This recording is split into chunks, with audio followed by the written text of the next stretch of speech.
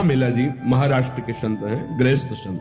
महाराष्ट्र में तो बड़े महामहिम गृहस्थ, जो आश्चर्यजनक, जिनका त्याग वैराग्य अनुराग। वो अपने घर की सेवा के लिए, ठाकुर जी के लिए सब्जी लेने जा रहे थे। कुछ ऐसे रुपए बड़ी मेहनत से कमाते थे, निर्माण कार्य, गृह निर्माण कार्य आदि में वो करके फिर उससे जो अर्थ मिलता था। देखा एक बहुत बड़े बड़े ऐसे केले रखे हुए थे।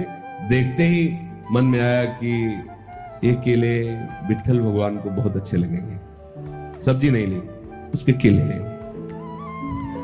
मंदिर में अंदर प्रवेश का तो अधिकार था नहीं। दरवाजे पर खड़े हुए आवाज लगाई कि एक केले का भोग लगा दीजिए विट्ठल भगवान को।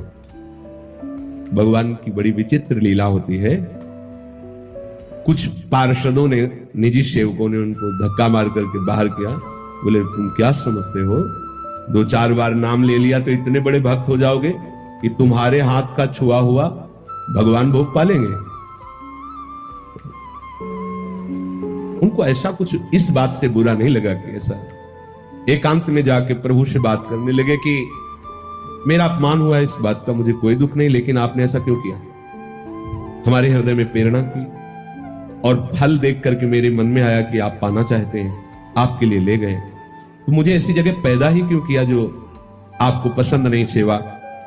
आप तो सब कुछ कर सकते थे ना। फिर आप चलो, फिर आपने चाह क्यों प्रकट की?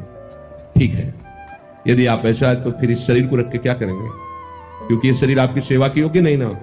आज से अन्न जल बंद और इस शरीर का हम त्याग कर देंगे। जब तक आपकी सेवा के योग्य मैं नहीं होऊंगा तो क्या इस शरीर को रख के करें?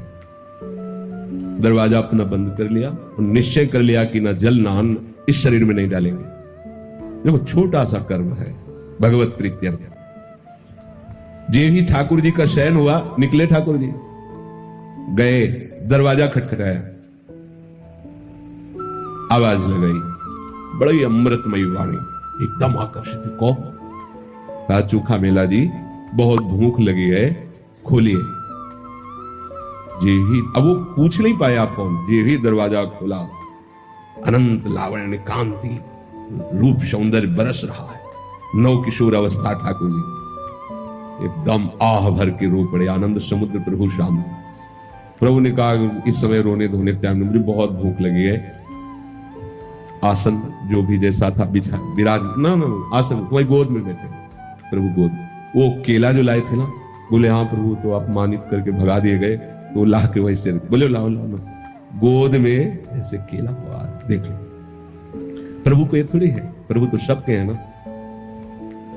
प्रभु ने पाया, बोले आज जो स्वाद मिल रहा है वह मंदिर में भोग लगता है ना, ऐसा स्वाद हमें नहीं मिलता। रुक्मिणी जी को भी पता लगे कि मेरे प्रेमी जनों के द्वारा दी हुई वस्तु में कितना स्वाद है, तो 2 केले दे दीजिए। मांग के 2 केले प्रभु उनसे लेते और सब केले पाए और बोले तुम आनंदित रहो, मैं उन्हीं का होता हूं जो मेरे लिए है। मैं किसी जाति, कुल, साधना, अवस्था, तपस्या इसका नहीं होता, इसका फल होता है, लेकिन जो केवल मेरे लिए है मैं उनका होता हूं। रुक्मिणी जी को पवाया, आंगन में छिलके फेंक दिए। अंदर से दरवाजा बंद मंदिर का। अब जब सुबह दर्शनकालीन शास्त्रों भक्तों की भीड़ लगी, जय जयकार मच रहा है। सेवा करने वाले निजी पार्षद बाहर से ताला लगा के जाते थे, जब ताला खुला तो अंदर से खुला नहीं, बहुत परेशान। अब तो विनय प्रारंभ की, फिर रोने लगे सब। प्रभु क्या अपराध हो गया? बोले जब ये दरवाजा तभी खुलेगा जब चोखा मेला जी को आप लाओगे और वो कहेंगे दरवाजा खोलो, तुम खोलेंगे। बोले प्रभु अभी जाते। बोले ऐसे नहीं, पालकी लेके जाओ, चोखा मेला जी को पालकी में बैठा के लाओ। अगर वो ना बैठे तो उनके पैर पकड़ना और कहना पालकी में बैठो।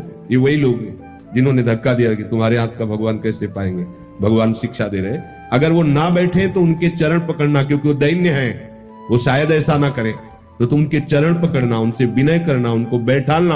और जब वो पालकी में बैठ के आएंगे और यहां दरवाजे में कहेंगे खोलो प्रभु, तो हम खोलेंगे। नहीं, दरवाजा खुलेगा ही नहीं, अंदर से सब लाग। अब उनके तो प्रकट और आंतरिक दोनों जीवनाधार श्री विट्ठल भगवान ही है। पालकी ली भागे भागे। आप सब आश्चर्यचकित हो रहे कि कल मंदिर के दरवाजे से जिन्हें धक्का दिया गया था, आज उन्हें पालकी में बैठा ले। वही पार्षद चोखा मेला जी तो साष्टांग लौट गए भगवान महिषियों के कहा।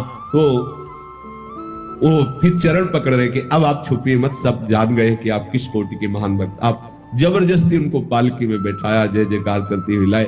मंदिर में जब आए तो आंसू बहाते चोखा मिला जी, प्रभु बस करो अब तो खोल दो। तत्काल दरवाजे खुल। ये देखो एक छोटी सी सेवा चमत्कार प्रकट कर दिया। यदि हम आठों पहर प्रभु के लिए, तो कैसा जीवन होगा, विचार करके देखो आप।